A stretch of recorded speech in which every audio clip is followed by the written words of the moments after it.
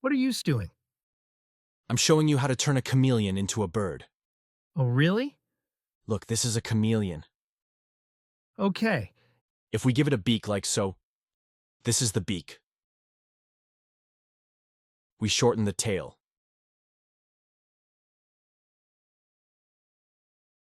And the limbs.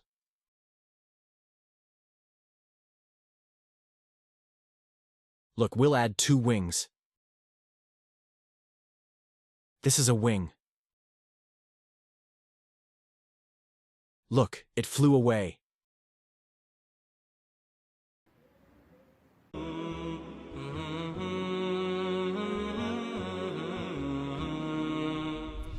Peace be upon you. In an article by the American author Noam Chomsky, titled 10 Strategies of Manipulation by the Media, he presents 10 methods used by the media to brainwash people. Among them, he lists, address them as children. This is what the myth disciples do as they discuss the transformation of one species into another, as if living creatures are Play-Doh that can be simply reshaped to produce another creature, like a sketch on paper or a 3D image. To be stretched here and shortened there, just a few clicks of your mouse then, voila, we have another being. Without any consideration for the massive changes in vital organs and genetic coding that such external morphological changes require. Let's take a simpler and less complicated example. We will not discuss the transformation of a species into another, completely different in its vital organs. We'll discuss a small change in a living being, the giraffe, whose neck, per Darwin and his followers, elongated over many generations. Like Lamarck, Darwin believed that this happened as a result of stretching out the neck to reach the leaves of the tree. Darwin's followers knew that this was a myth, so they called it random mutations. So, random mutations lengthened the neck. End of story. Let's see what such an elongation requires in terms of changes in body systems. In the cardiovascular system, as an example. The distance between the giraffe's heart and its head is about 3 meters, almost the height of a 1-story building. Thus, the giraffe's heart must be very strong to pump blood to its head, because the flow of blood opposes the force of gravity.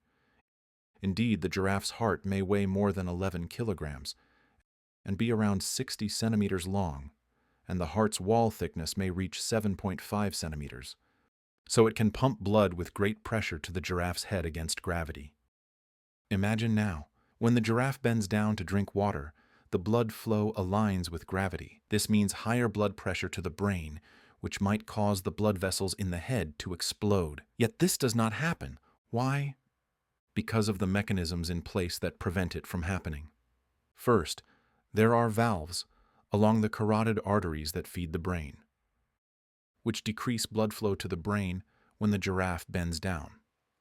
But even with these valves, the last flow of blood to the brain can still rupture the small arteries in the brain. So there's a second protection mechanism whereby the blood does not go directly to the brain and its small arteries, but to a network of fine blood vessels at the base of the skull that work like a sponge to absorb the shock and regulate the blood flow gently into the giraffe's brain. This network of capillaries expands to accommodate excess amounts of blood as the giraffe bends down. This highly complex network is called rete mirabile, which means the wonderful network, as it's wonderful indeed. Much scientific research has been performed on it. The third preventive mechanism is the presence of 7 valves in the jugular vein that carries blood from the head to the heart.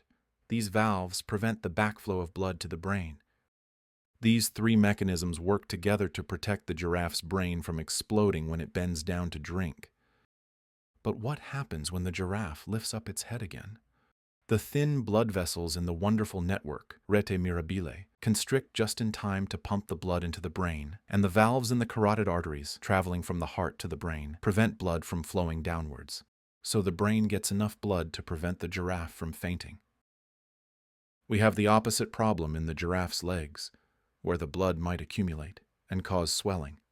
Yet this doesn't happen because the legs have a thick, tight skin, similar to compression stockings that some patients use to prevent blood from accumulating in the extremities. Even NASA uses these mechanisms in the giraffe to design gravity suits for astronauts. The long neck of the giraffe requires this intricate design, and this is only at the level of the cardiovascular system. Look up, if you wish, what the long neck requires in the digestive, respiratory, nervous, and other systems. All this is an example of irreducible complexity.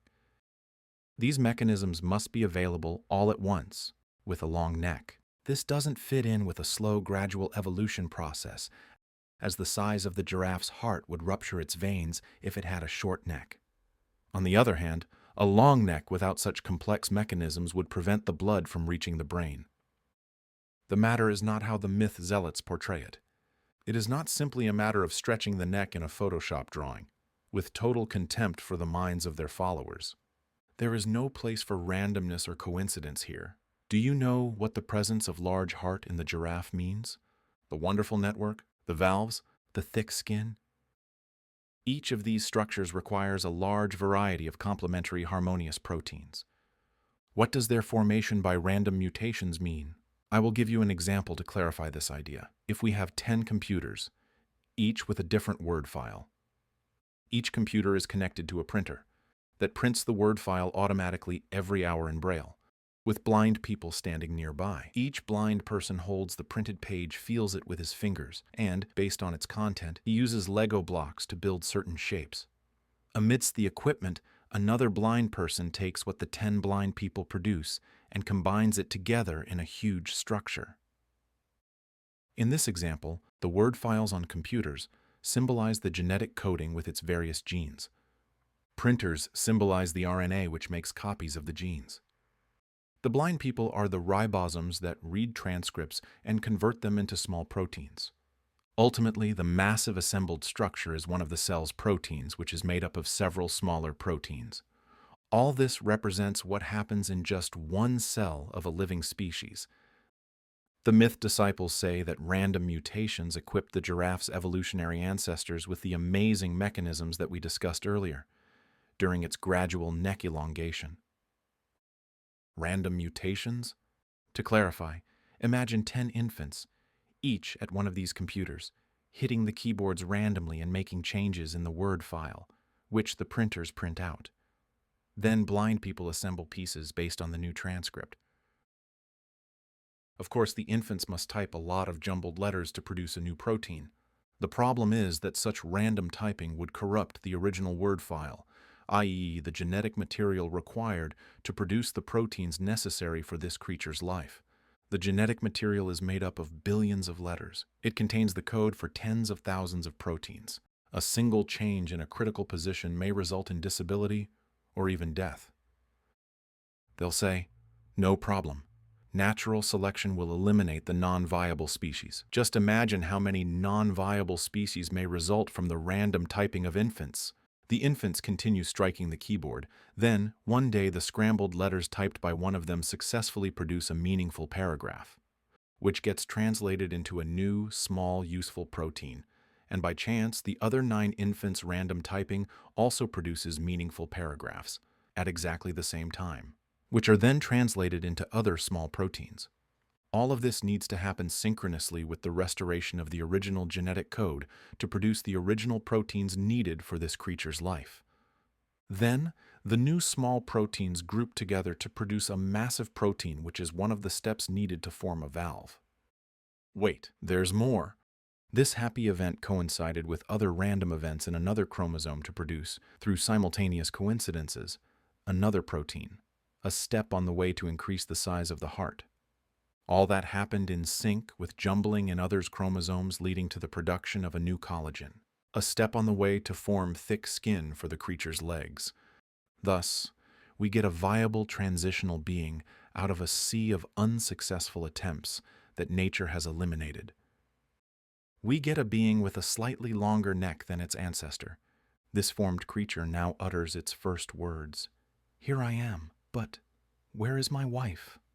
To complete the joy of our newly formed being, the exact or very similar random events need to happen synchronously to produce, by a series of coincidences, a female suitable for mating with the male. Millions of years pass, with the infant still randomly typing, destroying their additions, reproducing them by chance, and adding new meaningful paragraphs. Until a giraffe with a big heart, wonderful network, valves, special skin, and harmonious dimensions emerges. A biologist will completely understand my example, and would know that it's a much more complex process. If you wish to understand the issue of genetic coding in more detail, please watch episode 19 of The Journey of Certainty, titled The Amazing Genetic Code. Any sane person who understands cell structure and genetic coding will realize that if we supply a cell with endless amounts of amino acids and expose it to different factors for random mutations, then the atmosphere, earth, land, and sea will be filled with the failed attempts and worthless proteins, without the cell transforming into another type of cell by a series of coincidences. This, while thousands of cells can fit on top of a pin's head. All that we mentioned is a relatively simple change in one creature, the elongation of its neck. You can now imagine how ridiculous it is when the myth disciples talk about reptiles transforming into birds, or terrestrials transforming into whales, despite the huge differences in all vital systems of these creatures, and the requirements to produce new systems, for flight or swimming. When you know this, you'll realize to what extent the myth zealots demean the human mind when they show you a drawing like this. Or that. Feathers growing on the hands of a dinosaur to catch a mosquito. Such a dramatic comedy. Shame on you. Indeed, people learned from the early prophecies, if you feel no shame, then do whatever you wish. When you understand all this, such drawings that respect neither mind nor science will offend you. You'll realize how Richard Dawkins deceives and fools his readers when he lets them believe that the eye has gradually evolved from 1% to 100%, as have the wings of birds. You'll realize how ignorant some Arab myth supporters are when they tell you it is possible that reptiles developed feathers by random mutations. Developed feathers? Keep in mind that feather composition is highly complex. You'll realize that the drawings and fantasies that are constantly circulated by the myth disciples require millions of changes. In other words, millions of new and altered letters that must all be correct and related to each other. This means that the new organ, such as the wing that allegedly appeared for dinosaurs, requires many random, accurate changes to supply the wing with blood and nerves, and attach its new bones to the body, ligaments, muscles, etc. All this without corrupting the word file or undoing the corruption as it occurs. These complex processes are presented as simple tweakings of Play-Doh.